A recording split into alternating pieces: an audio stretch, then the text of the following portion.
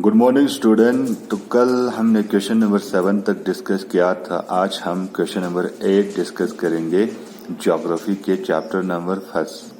What is the difference between rotation and revolution? Explain with the help of an example. Rotation क्या होता है और revolution क्या होता है, हमें उसको क्या करना है, एक्सप्लेन करना है। रोटेशन वो होता है जब कोई चीज अपने एक्सिस पे रोटेट होता है, उसे हम क्या कहते हैं, रोटेशन कहता है। जैसे कि rotation the movement of the earth on it axis, rotation होना अर्थ का अपने एक्सिस पे।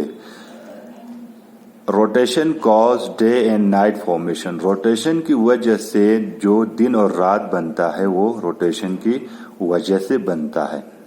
रिवोल्यूशन क्या होता है? जब कोई प्लेनेट सन के अराउंड घूमता है या सन के अराउंड रिवॉल्व होता है, उसे हम क्या कहते हैं, रिवॉल्यूशन।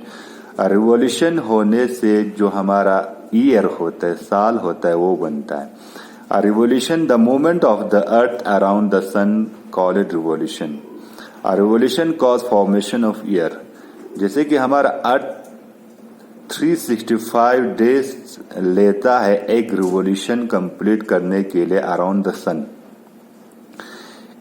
इसे क्या कहते हैं, हम रिवॉल्यूशन कहते हैं। एक्सप्लेनेशन, रोटेशन को हम किस तरह एक्सप्लेन कर सकता है?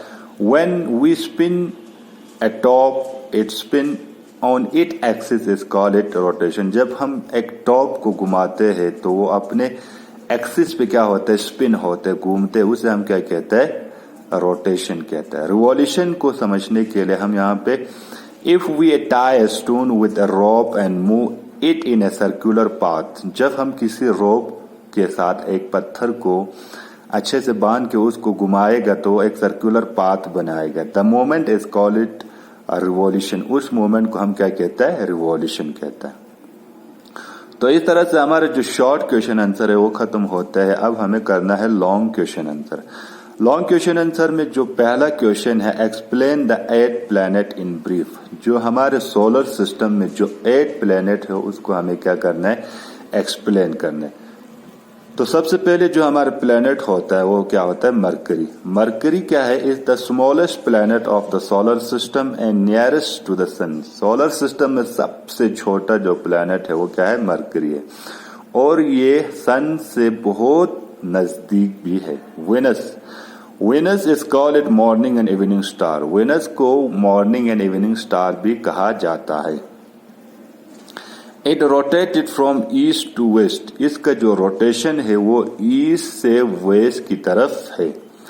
जो 3rd नंबर पे जो प्लैनेट आता है वो है Earth. It is also called blue planet. Earth को हम ब्लू प्लैनेट कहता है क्योंकि यहाँ पे 71% वाटर है। अर्थ एक ऐसा प्लेनेट है जहां पे लाइफ क्या है, पॉसिबल है, क्योंकि यहाँ एयर, वाटर, सॉइल, ये सारी चीजें हमें अर्थ प्लेनेट पे मिलता है। ये सारी चीजें लाइफ के सस्टेन के लिए बहुत जरूरी है।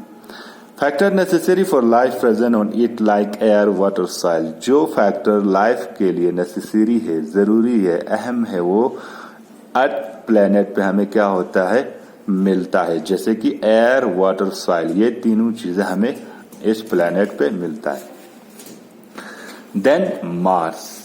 Mars is also called it red planet. Mars को हम रेड प्लेनेट भी कहते हैं। It has 2 moons. इसके पास 2 मून है। हमारे अर्थ के पास एक ही मून है, मार्स के पास 2 मून है। जुपिटर सोलर सिस्टम में सबसे बड़ा प्लेनेट है तो जुपिटर है। It is largest planet in solar system. Solar system में सबसे बड़ा प्लैनेट साइज के हिसाब से देखे तो वो है जुपिटर।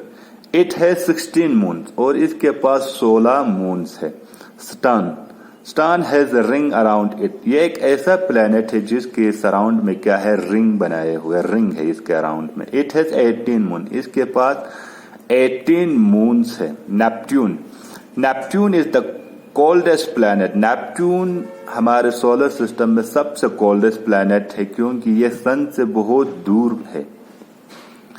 जिस तरह से मरकरी सन से बहुत नजदीक है और वो बहुत हॉट भी है, इसी तरह से जो नेपट्यून प्लैनेट है वो सन से बहुत दूर होने की वजह से ये सबसे कोल्डेस्ट प्लैनेट है। It has 8 moon. इसके पास 8 मून है। इसके पास 8 मून है। क्वेश्चन नंबर जो फर्स्ट है लॉन्ग क्वेश्चन आंसर में, why is the Earth call it a unique planet, Earth को यूनिक प्लेनेट क्यों कहा जाता है, उस क्वेश्चन को हमने ऑलरेडी डिस्कस किया हुआ है शॉर्ट क्वेश्चन आंसर में उसको हमने डिस्कस किया है। तो आप लोग उसी आंसर को फिर से रिपीट लिख भी सकते हो या नहीं लिखेगा तो भी चलेगा, मतलब उस क्वेश्चन को हमने ऑलरेडी डिस्कस किया है। तो आगे का जो क्वेश्चन है जो बचता है वो हम कल के वीडियो में डिस्कस करेंगे। Thank you.